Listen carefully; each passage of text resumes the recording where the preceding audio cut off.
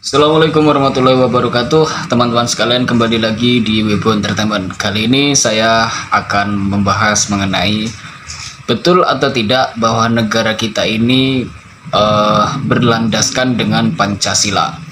Ya, akhir-akhir ini kita semua merasakan bahwa banyak sekali tindakan-tindakan yang dilakukan oleh pemerintah, baik pemerintah pusat, presiden, ataupun pemerintah di beberapa daerah.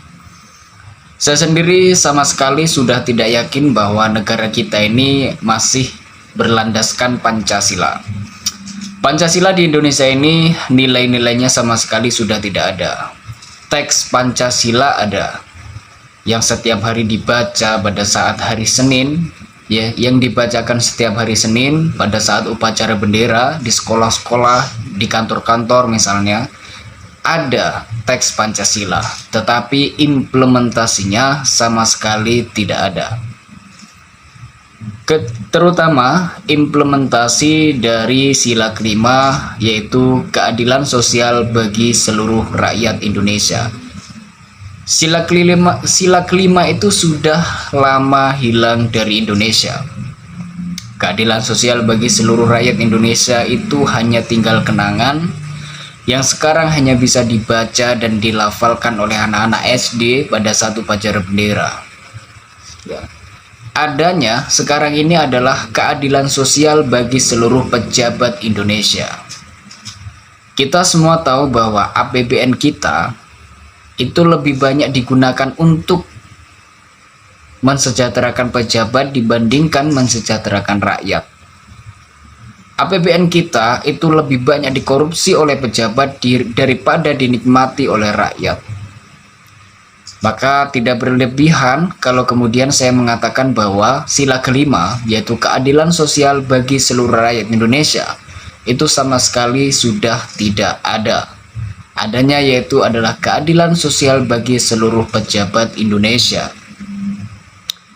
Miris melihat negara Indonesia yang dulu diperjuangkan oleh para pejuang kita dengan mengorbankan nyawa, mengorbankan waktu, mengorbankan segalanya.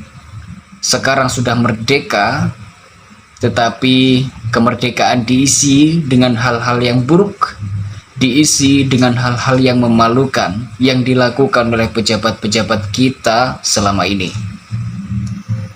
Masyarakat sudah sama sekali tidak didengar aspirasinya. Masyarakat sudah sama sekali tidak dipikirkan keberadaannya.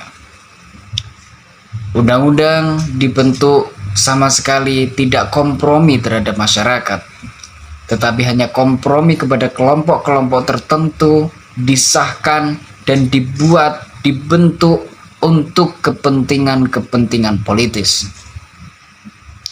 DPR terutama sebagai wakil rakyat katanya itu sudah sama sekali tidak mewakili rakyat. DPR membuat undang-undang, tidak ada satupun undang-undang yang dibuat oleh DPR yang berpihak kepada kepentingan rakyat.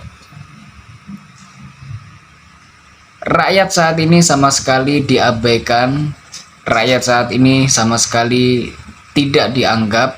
Rakyat saat ini hanya dianggap sebagai bawahan, sebagai pihak yang tidak terlalu penting bagi pejabat-pejabat kita saat ini.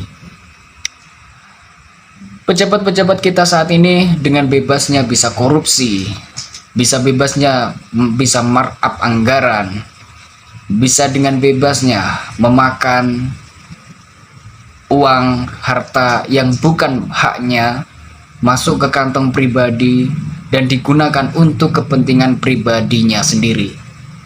Dengan bebasnya pejabat-pejabat kita, dari pejabat-pejabat yang ada di tingkat kecamatan, di dinas-dinas, tingkat kabupaten, kota, provinsi, apalagi tingkat nasional. Kita harus tahu bahwa banyak sekali pejabat, bahkan hampir semua mungkin, melakukan yang namanya markup anggaran, korupsi, manipulasi. Dengan bebasnya mereka melakukan itu, ya, seolah-olah itu dianggap sebagai sesuatu hal yang wajar, dianggap sebagai sesuatu hal yang lumrah. Padahal itu adalah sesuatu hal yang sangat menyakiti hati rakyat.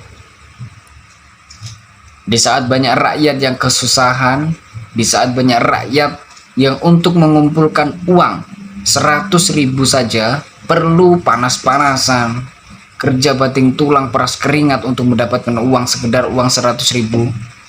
Di sana ada menteri yang minumnya saja harganya hampir 40 juta rupiah. Itu kan sesuatu hal yang bodoh sekali, sesuatu hal yang tidak patut untuk ada di negara Indonesia. Para pejabat dengan enaknya makan di restoran mahal, naik mobil mewah, sedangkan masih banyak masyarakat, masih banyak anak-anak kecil yang harus mulung di pinggir jalan.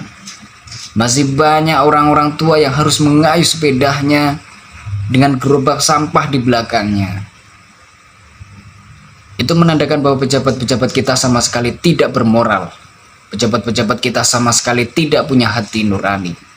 Maka kita sebagai masyarakat Indonesia sangat-sangat berhak untuk melakukan perlawanan, untuk menggulingkan, untuk menghancurkan pejabat-pejabat yang tidak berperi kemanusiaan, yang tidak memikirkan kesejahteraan rakyat, yang hanya bisanya korupsi, kolusi, nepotisme, markup anggaran.